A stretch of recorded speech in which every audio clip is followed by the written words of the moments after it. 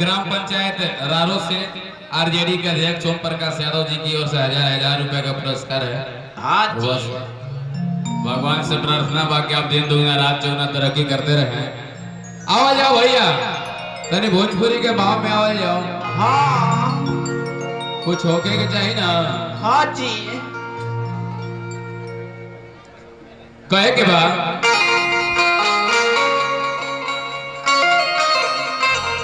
भाई कितने लोग चाहते हैं कि भोजपुरी गाना शुरू किया जाए? एक बार हाथ उठा के तनी हाला करके बताइए।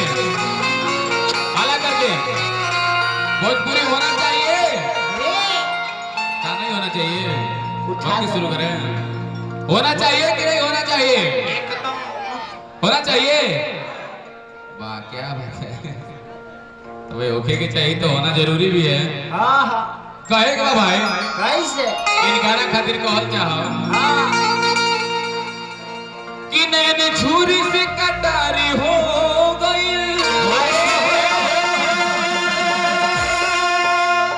कि दुनिया रूप के पुजारी हो गई,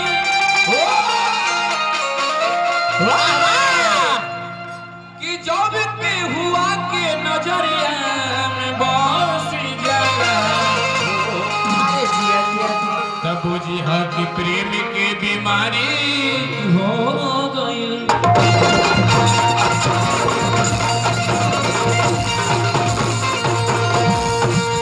वाह क्या बात है, क्या बात है। धोखा धोखा। आओ भाव का क्या शॉट? कि बिना तरई के चांदना होला, कि बिना सूरज के घाम ना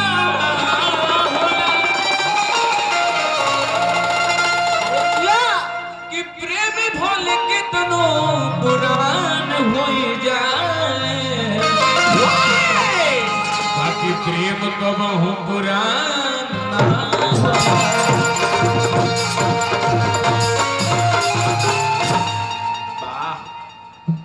वाह क्या बात है, बहुत रात। क्या खूबसूरती है। क्या नाम है आपका? नाम बता। काजल। वाह हमके ना बहुत सुन- अच्छा नाम है। एक ही नाम है? हमार अखिया के काजल। अच्छा हम सोचे कि भाई 5 साल में सरकार बदल जा रहा है, आप एक ही नाम में 25-30 साल बिता दिए तो भाई आए है इसलिए तो हम- हर अखिया के इधर आइए, आप भी काजल। अपना थोड़ा परिचय दे दीजिए। क्या है कि हम आपको नहीं जान रहे हैं। क्या नाम है आपका? बाबू। ऐसा कौन नाम वाला है कि भाई बाबू कोई नाम सुने हैं जी लड़की का? मेरे बाबू मेरा सोना, आह दादा तुम इश्क में करो ना। ये कौन नाम है? बाबू का नाम है? यही से आए देश में करो ना। वाह सही बात है। बाबू तबे ताकि देश में करो ना। बाबू लिखा हुआ भी है भाई, क्योंकि जो भी है हम लोग प्रूफ के साथ बाबू। लेकिन आजकल अपना नाम लोग कम लिखवाते हैं, दूसरे का नाम ज्यादा लिखवाते हैं, भी ध्यान रखिएगा। हाँ हो सकता है कि कोई बाबू होगा, हाँ होगा। लेकिन भैया नाम होगा बेबी। इनका खातिर कहे के बा इन्हें हो आओ आओ। कि कौन देवता की गढ़ल संवारल हो, हाय हाय हाय, आई दादा रे। कि हमारे ला जमी पे उतारल हो, कि तोहर अखिया बकैले दीवाना जनम बारू अनमोल, कितना है कि वो? बारू अनमोल ऐसन खजाना, ओहो। कि तोहर जोड़ा न दूसर जनना भैया कहे के बाद कि कौन देवता की गौर संवारल हो, बता के संवारल हो, हमरे लाज पे उतारल हो, उतारल हो, हरि सिया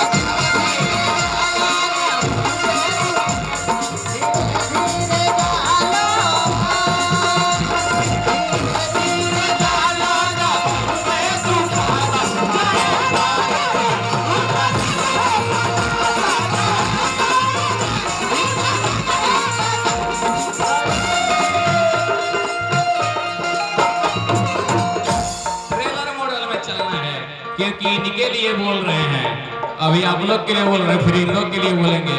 लेकिन एक बात और कहना चाहेंगे आपके लिए, सुनो भैया कि अरे रूपवा ऐसन सजैलू में गोरी, अरे पागल भइनी हो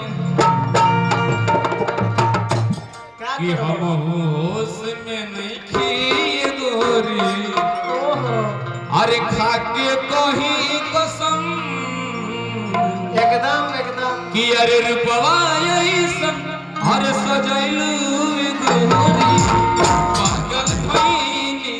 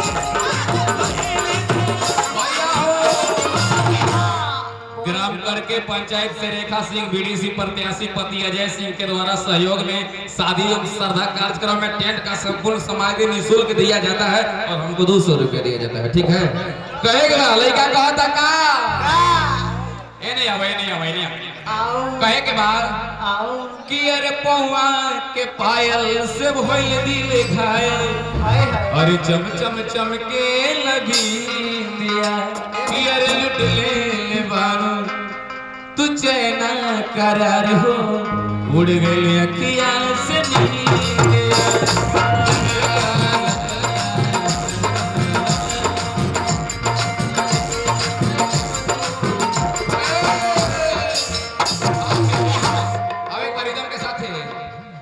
पौआ के पायल चम चम चमके लुट ले बारू चैना करार हो, उड़ गई अखिया से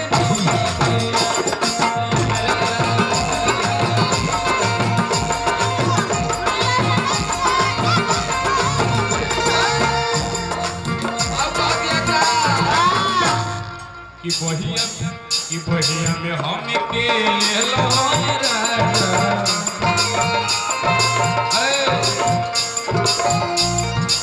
देखिए भाव ऐसे कौन भाव में आता है जी, तने हीरो हीरोइन वाला अंदाज में आइए। अब होने से आएगा लका कि अरे बहिया में हम के अब न सहाय रूपवा